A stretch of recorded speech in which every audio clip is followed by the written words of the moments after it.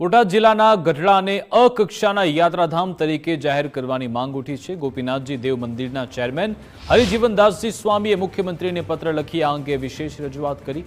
ભગવાન સ્વામિનારાયણે ગઢડાને પોતાની કર્મભૂમિ બનાવી હતી। તેમણે અહીંયા 29 વર્ષનો લાંબો સમયગાળો વિતાવ્યો। સ્વામિનારાયણ સંપ્રદાયનું આ અતિ પવિત્ર તીર્થધામ હોવાથી દેશ વિદેશથી મોટી સંખ્યામાં શ્રદ્ધાળુઓ આવે છે। ગઢડા નગરપાલિકા અને સ્થાનિક વેપારી મંડળ દ્વારા અગાઉ પણ અનેકવાર રજૂઆત કરાઈ, ત્યારે હવે રાજ્ય સરકાર દ્વારા આ યાત્રાધામને, આ પવિત્ર ધામને અ કક્ષાના યાત્રાધામમાં સમાવી તેનો સર્વાંગી વિકાસ કરાય તેવી માંગ ઉઠી છે। સરકારે નાના મોટા ઘણા બધા સ્થાનોને યાત્રાધામમાં સમાવિષ્ટ કર્યા છે, ત્યારે સરકારની નજર બહાર આ સ્થાન કદાચ રહી ગયું હશે।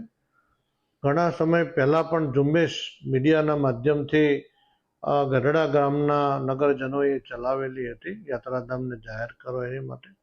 ફરી વખત અમે મુખ્યમંત્રીશ્રીને વિધિવત પત્ર લખ્યો છે કે ગઢડાને યાત્રાધામમાં અ કક્ષાના લેવલમાં યાત્રાધામને જાહેર કરો એવી અમારી માંગણી છે।